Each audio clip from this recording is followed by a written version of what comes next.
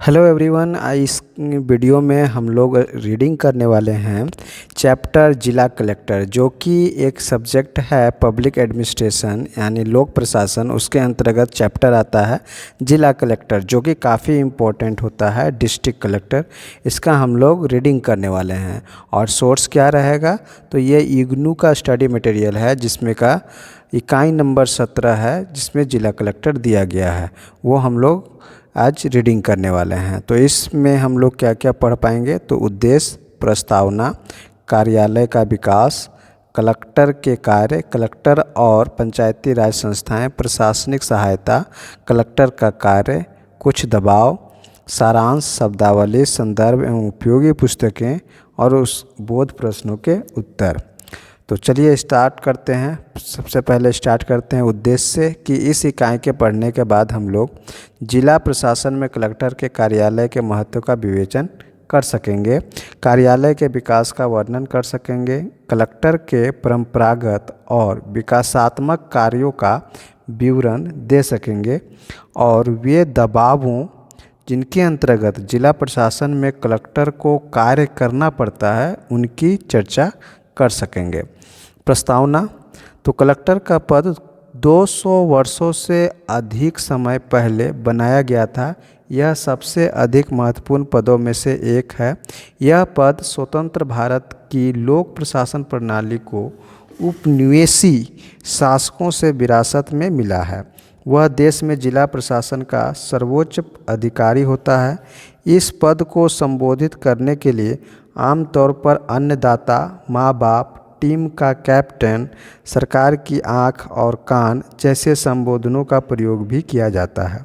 उसे प्रशासन का प्रमुख व्यक्ति, जिला प्रशासन की भवन की महत्वपूर्ण शिला, क्षेत्र विशेषज्ञ भी कहा जाता है। कुछ समय से उसके लिए अधिक सद्भावनापूर्ण संबोधनों जैसे मित्र, दार्शनिक और मार्गदर्शक, सलाहकार, शिक्षक और सहायक, ग्रास रूट, लोकतंत्र का आधार और विकास का प्रमुख स्रोत का भी प्रयोग किया जाने लगा है। स्वतंत्रता के बाद भी यह जिला प्रशासन में सर्वश्रेष्ठ स्थिति संभाले हुए है और राज्य सरकार का प्रमुख अधिकारी है। कलेक्टर के पद का ऐसा महत्व होने के फलस्वरूप हम इस इकाई में इस पद के विकास, जिला प्रशासन में इसकी भूमिका और कलेक्टर के कार्यों के निष्पादन में आने वाली कठिनाइयों का विवेचन कर पाएंगे। चलिए, कार्यालय का विकास किस तरह से हुआ उसको जान लेते हैं।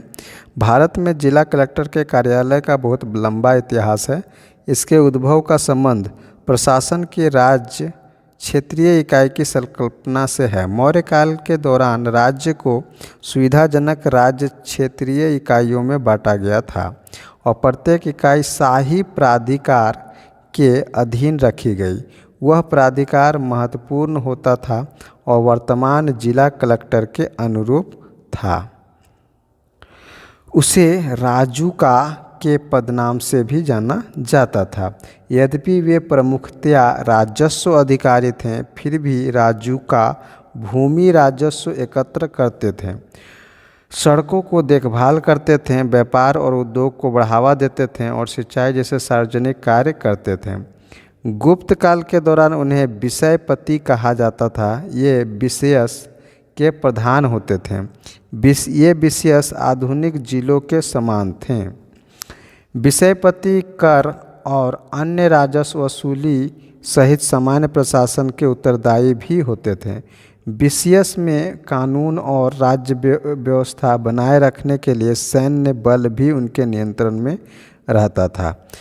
मुगल शासकों ने भी हिंदू राजाओं के प्रशासन प्रणाली का अनुसरण किया। मुगल व्यवस्था के अधीन सिरकार, जो कि आधुनिक जिला के समतुल्य है, में 3 अधिकारी होते थे, अर्थात अमल गुजार या अमीर, दूसरा काजी और तीसरा फौजदार।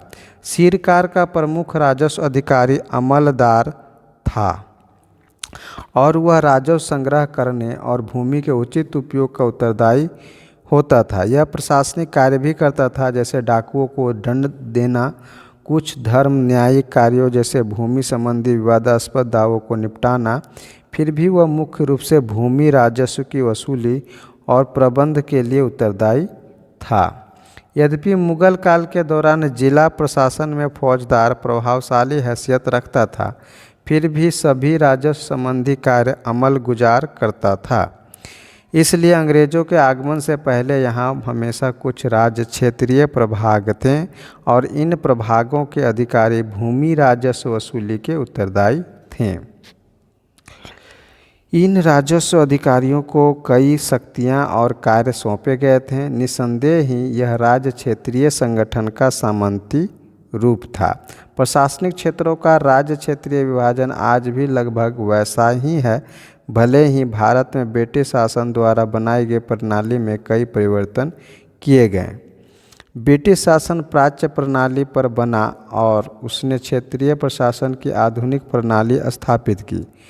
प्रशासन की इकाई के रूप में जिलों का निर्माण और जिला प्रशासन के प्रमुख के रूप में जिला कलेक्टरों की नियुक्ति से एक ऐसी नींव डाली गई जिसमें ब्रिटिश शासन ने भारतीय प्रशासन को एक सूत्र में बांधे रखा। 1765 में बंगाल, बिहार, उड़ीसा में ईस्ट इंडिया कंपनी को दीवानी यानी सिविल प्रशासन देने पर भारत में ब्रिटिश राजस्व प्रशासन की शुरुआत हुई। 1769 में कंपनी ने स्थानीय राजस्व वसूल करने वाले संस्थाओं पर अंग्रेज़ों के पर्यवेक्षण की योजना शुरू की। ईस्ट इंडिया कंपनी ने 1769 से 70 के दौरान दीवानी प्रांतों के कई जिलों में पर्यवेक्षकों के रूप में संविदाबद्ध कर्मचारियों की नियुक्ति की। पर्यवेक्षकों से यह आशा की जाती थी कि वे भूमि से उत्पादन और क्षमता, राजस्व, अन्य करों की राशि संग्रह के तरीके आदि के बारे में रिपोर्ट दें। उनमें न केवल राजस्व वसूली की आशा की जाती थी बल्कि उन सभी की सामान्य जानकारी रखने की भी आशा की जाती थी जिनसे जिला क्या होता था, प्रभावित हुआ। यह प्रणाली विफल होने के फलस्वरूप 1722 में कंपनी ने सार्वजनिक राजस्व का संपूर्ण कार्यकारी प्रबंध स्वयं लेने का निर्णय किया। तदनुसार वारेन हेस्टिंग्स ने एक उद्घोषणा जारी की। 14 मई 1772 को पर्यवेक्षकों को कलेक्टर के रूप में नियुक्त किया गया। इस प्रकार वारेन हेस्टिंग्स के कार्यकाल में 1772 में पहली बार कलेक्टर का पद बनाया गया। उसके बाद राजस्व की वसूली कंपनी के सिविल नौकरी का सबसे अधिक महत्वपूर्ण कार्य बना।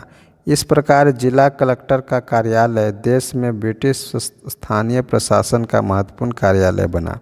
उन्हें राजस्व के प्रबंध और संग्रहण की कार्यकारी शक्ति तथा जांच एवं अन्वेषण का अन्य कार्य भी सौंप दिया गया। उसके बाद कलेक्टर की भूमिका में कई परिवर्तन हुए। भारत की स्वतंत्रता प्राप्ति के समय भी जिला कलेक्टर महत्वपूर्ण अधिकारी था जो जिला प्रशासन का प्रमुख था। कलेक्टर के कार्य चलिए पढ़ते हैं। कलेक्टर का कार्यालय एक महत्वपूर्ण संस्था है जो ब्रिटिश शासकों से भारतीय प्रशासन प्रणाली को मिली। वह परंपरागत राजस्व संबंधी कार्य और विकास संबंधी कार्य भी करता है। पूरे देश में कलेक्टर की शक्तियाँ और कार्य कमोवेश वैसे ही रहे जैसे पहले थे।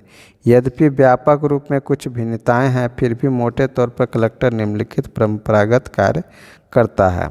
राजस्व प्रशासन का प्रमुख, पुलिस प्रशासन का प्रमुख, जिला प्रशासन का प्रमुख और सरकार का एजेंट।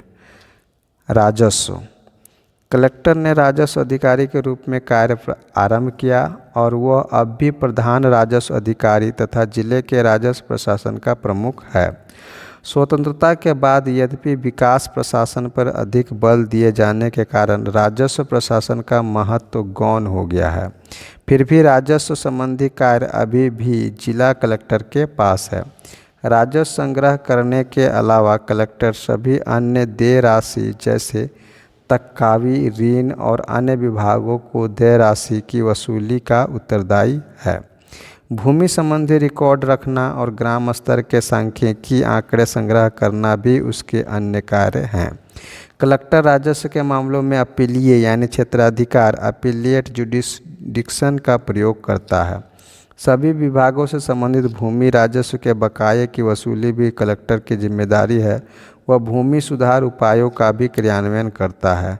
इसमें गरीबों और भूमिहीनों को भूमि देना भी शामिल है। राजस्व संबंधी कार्यों के निर्वहन में राजस्व मंडल अधिकारी, तहसीलदार, राजस्व निरीक्षक और ग्राम अधिकारी उसकी सहायता करते हैं। राजस्व प्रशासन के प्रमुख के रूप में वह जिले में राहत कार्य का प्रमुख अधिकारी होता है। बाढ़ और अकाल जैसी आपात स्थिति में कलेक्टर बहुत महत्वपूर्ण भूमिका निभाता है और वह राहत कार्य का उत्तरदायी होता है। आपात स्थिति के संबंध में अधिकतर कलेक्टर के मूल्यांकन के आधार पर सरकार राहत की राशि और वितरण के तरीके पर निर्णय लेती है। अगला है कानून और व्यवस्था। तो कानून व्यवस्था पर जिला कलेक्टर किस प्रकार काम करता है उसके बारे में जानना है। तो जिला कलेक्टर जिला मजिस्ट्रेट के रूप में कार्य करता है। जिला कलेक्टर जिला मजिस्ट्रेट के रूप में कार्य करता है और वह जिले में कानून और व्यवस्था बनाए रखने का उत्तरदायी है। कार्यपालिका से न्यायपालिका अलग होने के बाद कलेक्टर दंड प्रक्रिया संहिता क्रिमिनल प्रोसीजर्स कोड की निरोधात्मक धाराओं से संबंधित है। जिला मजिस्ट्रेट के रूप में वह जिले के पुलिस प्रशासन का प्रमुख है। इस कार्य में जिले में पुलिस प्रशासन का प्रमुख पुलिस अधीक्षक उसकी सहायता करता है। पुलिस अधीक्षक सभी महत्वपूर्ण मामलों में कलेक्टर से आदेश लेता है।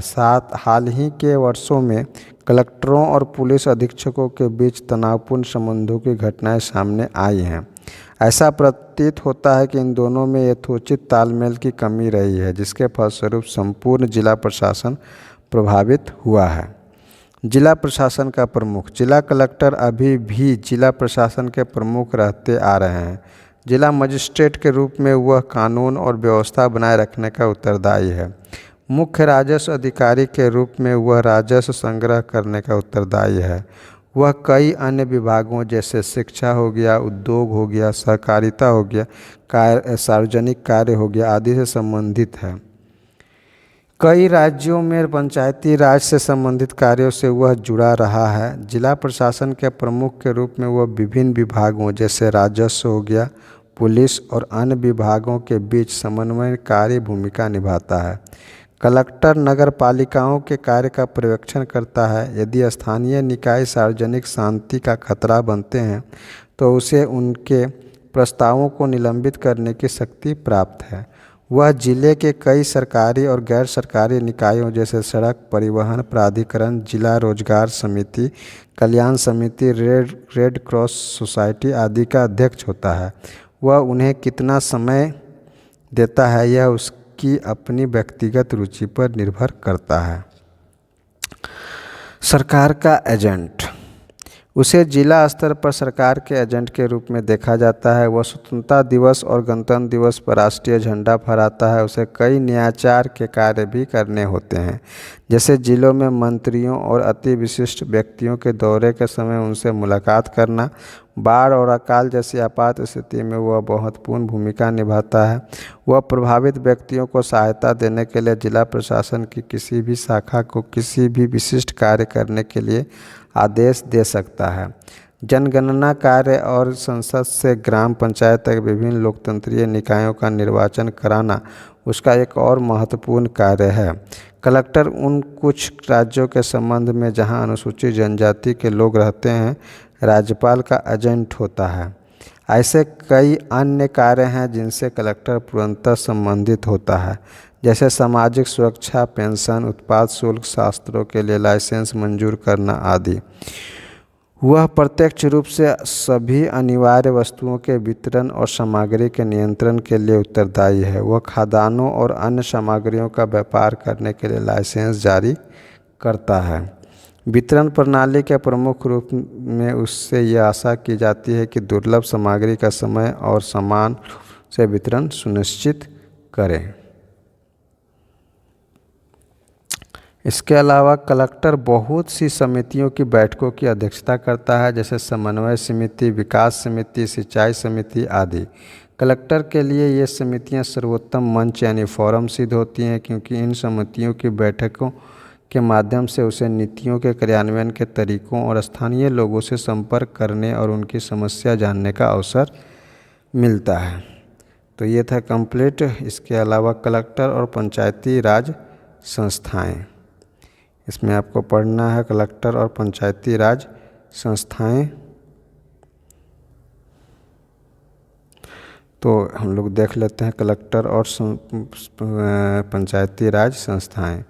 स्वतंत्रता के बाद कलेक्टर जिले में प्रशासन का विकास का केंद्र बिंदु बन गया। पंचवर्षीय योजनाओं और सामुदायिक विकास कार्यक्रमों के क्रियान्वयन में उसकी प्रमुख भूमिका होने के कारण वह विकास प्रशासन का केंद्र है। सामान्यतः प्रशासक के रूप में उससे यह अपेक्षा की जाती है कि वह विभिन्न एजेंसियों द्वारा जिले में क्रियान्वित किए जा रहे सभी विकास कार्यक्रमों का समन्वय करें। विकास विभाग की तुलना में उसकी भूमिका कम महत्वपूर्ण नहीं है। पंचायती राज निकायों के मामले में कलेक्टरों की भूमिका विकास प्रशासन से अधिक प्रत्यक्ष है। वह प्रत्यक्ष या अप्रत्यक्ष रूप से इन संस्थाओं से बहुत जुड़ा रहता है। पंचायती राज संस्थाओं से इस प्रकार की संबद्धता प्रायः सभी राज्यों में दिखाई देती है। भारत में पंचायती राज की स्थापना से जिला प्रशासन के ढांचे में कई परिवर्तन हुए। यह विशेष रूप से जिला कलेक्टर की भूमिका और कार्यों के मामले में हुआ। बलवंत राय मेहता समिति ने सिफारिश की थी कि कलेक्टर को जिला परिषद का अध्यक्ष होना चाहिए। पंचायती राज की स्थापना के समय आलोचकों ने तर्क दिया था कि लोकतंत्रीय निकायों के अध्यक्ष कलेक्टर नहीं होने चाहिए। उन्होंने महसूस किया कि यह विकेंद्रीकरण की भावना के अनुसार नहीं है, इससे लोकतंत्रीय भावना में कमी आएगी। वास्तविक व्यवहार में भिन्न भिन्न राज्यों में कलेक्टर और पंचायती राज संस्थाओं के बीच अलग अलग किस्म के संबंध रखे गए हैं। उदाहरण के लिए राजस्थान में जिला मजिस्ट्रेट को मताधिकार के बिना जिला परिषद का सहयोगी सदस्य बनाया गया है।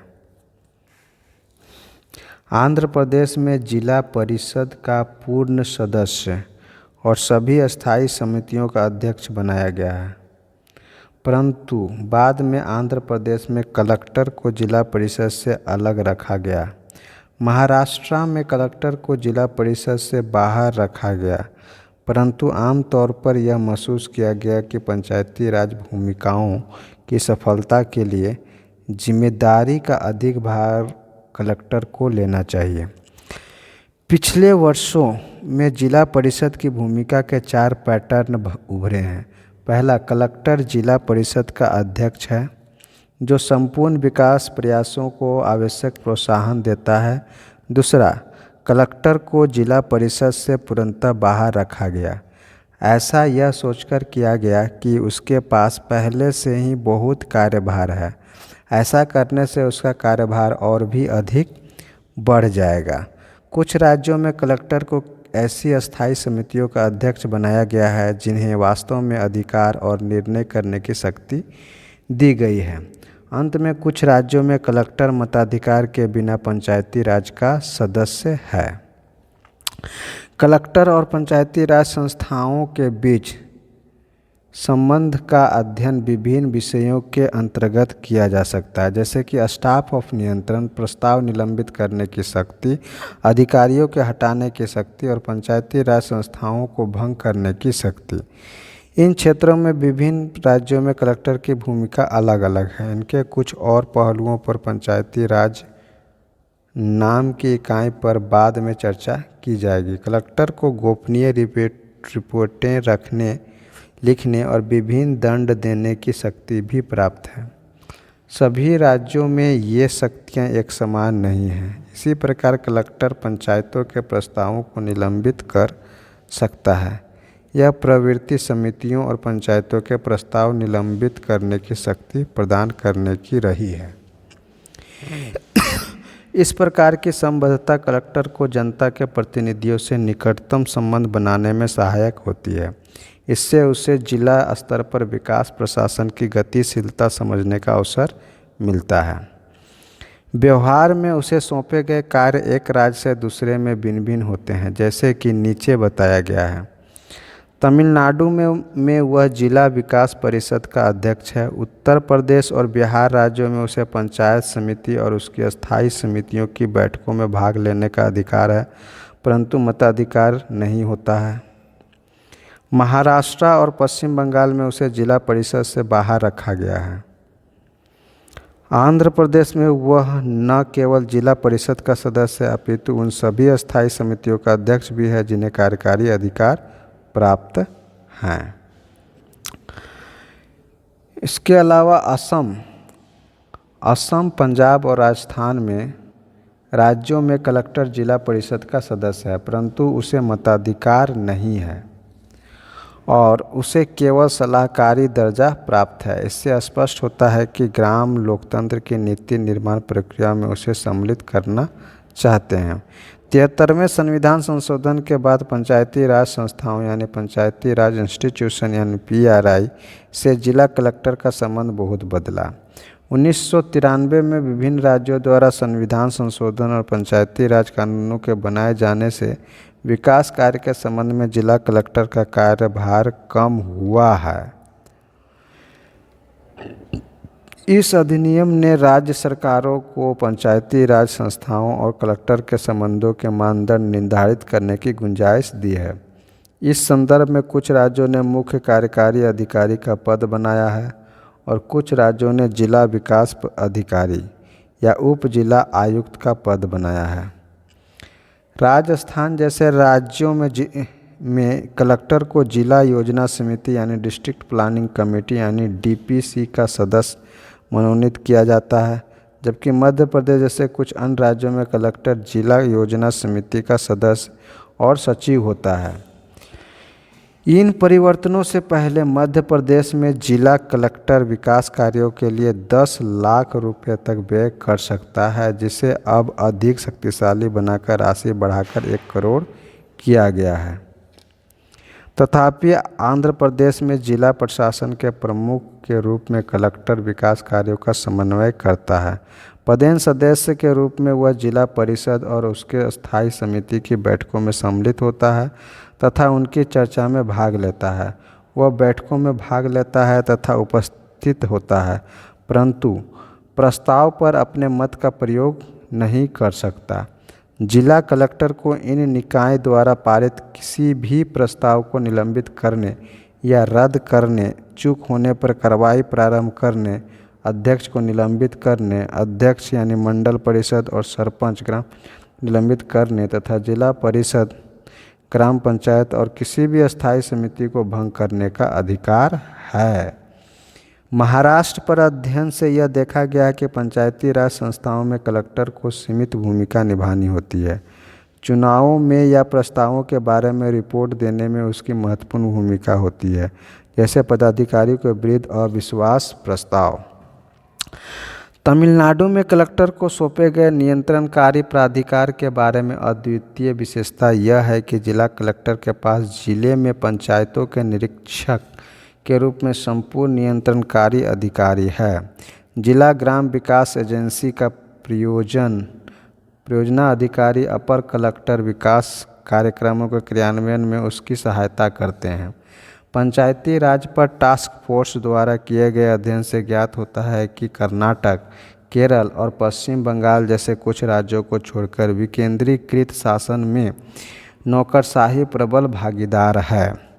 प्रशासनिक सुधार आयोग ने सिफारिश की कि विकास संबंधी सभी कार्य जिला परिषद को सौंपे जाएं।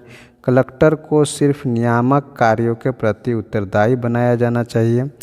विकास कार्यों के हस्तांतरण के बारे में समिति का विचार था कि इससे कलेक्टर को अपने नियामक कार्यों के लिए अधिक समय मिलेगा और वह इन पर अधिक ध्यान दे सकेगा। इससे जिला में सामान्य प्रशासनिक वातावरण सुधारने में सहायता मिलेगी। अशोक मेहता की अध्यक्षता में गठित पंचायती राज संबंधी समिति ने भी सिफारिश की थी कि विकास कार्यों को अलग किया जाए और उन्हें मुख्य कार्यकारी अधिकारी को सौंपा जाए। इस प्रकार 73वें संविधान संशोधन के बाद भी पंचायती राज संस्थाओं के संबंध में जिला कलेक्टर की स्थिति के बारे में कोई सामान्य पैटर्न नहीं है। दूसरा है प्रशासनिक सहायता। किस तरह से जिला कलेक्टर प्रशासनिक सहायता प्रदान करता है? तो विभिन्न स्तरों के कई अधिकारी द्वारा कलेक्टर की सहायता की जाती है। आमतौर पर संयुक्त या अपर कलेक्टर रैंक के 2 या 3 अधिकारी होते हैं। ये अधिकारी राजस्व, कानून और व्यवस्था तथा विकास संबंधी कार्य देखते हैं। कलेक्ट्रेट में कई उप कलेक्टरों द्वारा कलेक्टर की सहायता की जाती है। ये अधिकारी विभिन्न कार्यों जैसे राजस्व, कानून, राहत, स्थापना और अन्य कार्य देखते हैं। जैसा कि आपने पिछली इकाई में देखा कि नई तकनीकी अधिकारी जैसे जिला कृषि अधिकारी, जिला शिक्षा अधिकारी, जिला सहकारिता अधिकारी आदि कलेक्टर के सीधे पर्यवेक्षण में कार्य करते हैं। परंतु कुछ राज्यों में वे जिला परिषदों के साथ काम करते हैं। जैसा कि हमने क्षेत्र प्रशासन संबंधी इकाई में देखा है कि जिलों को उपमंडल में विभाजित किया गया है। प्रत्येक उपमंडल का प्रमुख उपमंडल अधिकारी होता है। कुछ राज्यों में उन्हें राजस्व मंडल अधिकारी कहा जाता है। संयुक्त कलेक्टरों और उपमंडल अधिकारी को कलेक्टर मार्गदर्शन एवं नेतृत्व प्रदान करता है। तालुक और खंड स्तर पर तहसीलदार और खंड विकास अधिकारी क्रमशः राजस्व और विकास कार्यों को देखते हैं। उनका लोगों से नियमित रूप से संपर्क बना रहता है और वास्तव में सभी सरकारी कार्यक्रमों के निष्पादन करता वे ही हैं। विषय से संबंधित मामलों के कई विशेषज्ञ खंड स्तर पर कार्य करते हैं।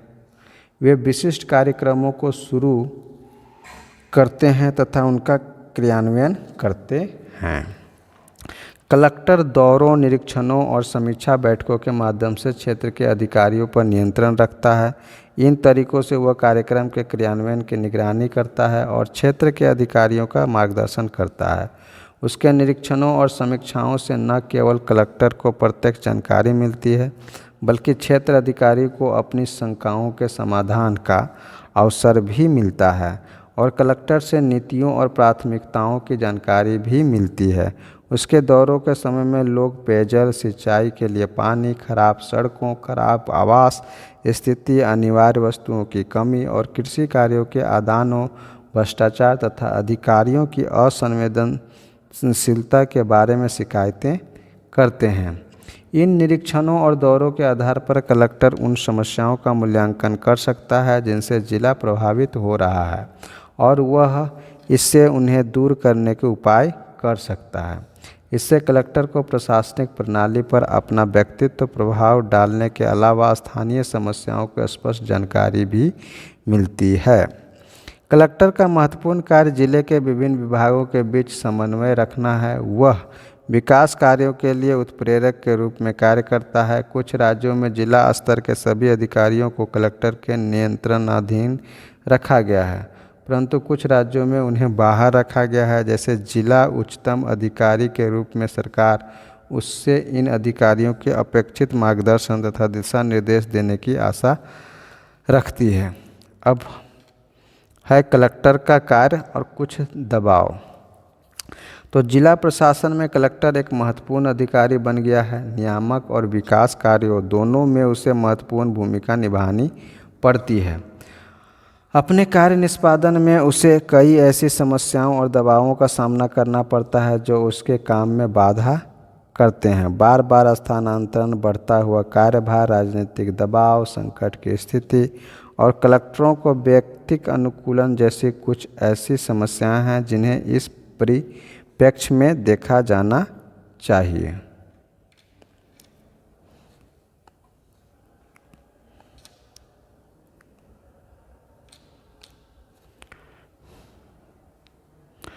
सिविल कर्मचारियों का कार्यकाल बढ़ाया जाना जरूरी है, जो वातावरण समझने, रचनात्मक संबंध स्थापित करने और विकास कार्यक्रमों को क्रियान्वित करने के लिए चाहिए। एक सुस्थापित एक मान्य नीति यह है कि अधिकारी को 3 से 5 वर्ष की अवधि के लिए स्थान विशेष में रखा जाए। दुर्भाग्यवश ऐसा प्रतीत होता है कि कलेक्टरों के मामलों में यह नीति नहीं अपनाई जा रही है। इस पर कुछ अध्ययन किए गए थे। इससे यह ज्ञात हुआ कि कलेक्टरों के कार्यों के उचित निष्पादन में बार बार होने वाले स्थानांतरण बाधक रहे हैं। उदाहरण के लिए राजस्थान में कलेक्टरों का औसत कार्यकाल 14.2 महीने का था, जो विकास संबंधी उद्देश्यों के प्राप्ति के अनुकूल नहीं है। इससे यह संकेत मिलता है कि उन्हें जिले की समस्याओं को परिचित होने से पहले ही स्थानांतरित किया गया है। कुछ कलेक्टरों का कार्यकाल तो 4 महीने से भी कम रहा है और ऐसे बहुत कम कलेक्टर थे जिनका कार्यकाल 3 वर्ष का रहा है। कुछ जिलों में औसत कार्यकाल 10 महीने से अधिक था और कुछ में यह 2 वर्षों से कम रहा। इस प्रकार बार बार हस्तांतरण से कलेक्टरों पर प्रतिकूल प्रभाव होता ही है। इसके अलावा जिला विकास प्रशासन पर भी बहुत बुरा असर पड़ता है।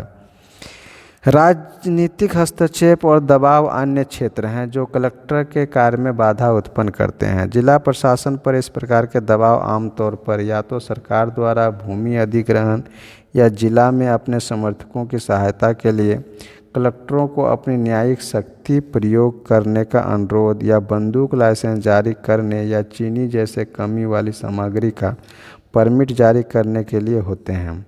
ऐसे मामलों में कलेक्टरों पर भारी दबाव पड़ता है और उन्हें कठिन परिस्थिति का सामना करना पड़ता है। यदि वे अनुरोध को स्वीकार कर लेते हैं तो उन पर पक्षपात का आरोप लगाया जाता है और यदि वे दबाव का प्रतिरोध करते हैं तो उन पर जनता के प्रतिनिधियों के अनुरोध के प्रति असंवेदनशील होने का आरोप लगाया जाता है। बहुधा दबावों के प्रतिरोध को राजनीतिक रंग दिया जाता है और इसके परिणाम स्वरूप कलेक्टरों का हस्तांतरण भी किया जाता है। परिवर्तन के एजेंट के रूप में कर्तव्यों के निर्वहन पर इसका प्रतिकूल प्रभाव पड़ता है। इसका उनके कार्य निष्पादन पर भी बुरा असर पड़ता है। कलेक्टर के कार्य पर बहुधा जिलों में मंत्रियों जैसे महत्वपूर्ण व्यक्तियों के दौरों से भी बाधा पड़ती है। न्यायाचार की यह अपेक्षा है कि कलेक्टर स्वयं अगवानी करें और दौरे पर आएं, अति महत्वपूर्ण व्यक्ति से चर्चा के लिए उपलब्ध रहें। इस प्रकार न्यायाचार ड्यूटी एक और क्षेत्र है जो कुछ हद तक कलेक्टर के काम को प्रभावित करती है। बहुधा यह शिकायत की जाती है कि कलेक्टरों के पास बहुत अधिक कार्यभार है। यद्यपि इस क्षेत्र में बहुत कम अध्ययन किए गए हैं, फिर भी थोड़े बहुत जो भी अध्ययन किए गए हैं उससे पता चलता है कि जिला कलेक्टरों का कार्यभार विविधतापूर्ण है। पूर्व मुंबई राज्य में कलेक्टरों के काम के विश्लेषण से पता चलता है कि कलेक्टर अपने समय का 54% समय पत्र व्यवहार में, 26% दौरों में और 20% मुलाकातियों से मिलने, न्यायाचार संबंधी ड्यूटी करने, बैठकों में भाग लेने और मामलों की सुनवाई करने में व्यतीत होता है। जैक गिलेस्पी द्वारा किए गए एक अध्ययन से पता चलता है कलेक्टर अपने समय का 36% समय पत्र व्यवहार में, 18% दौरों पर और 11% मुलाकातियों से मिलने पर खर्च करता है और शेष समय अन्य कार्यों जैसे बैठक में भाग लेने, न्यायाचार ड्यूटियों करने, अपने कार्य में से संबंधित सामाजिक कार्यों पर व्यतीत करता है। इस अध्ययन से यह पता चलता है कि कलेक्टर सरकारी समारोह पर एक सप्ताह में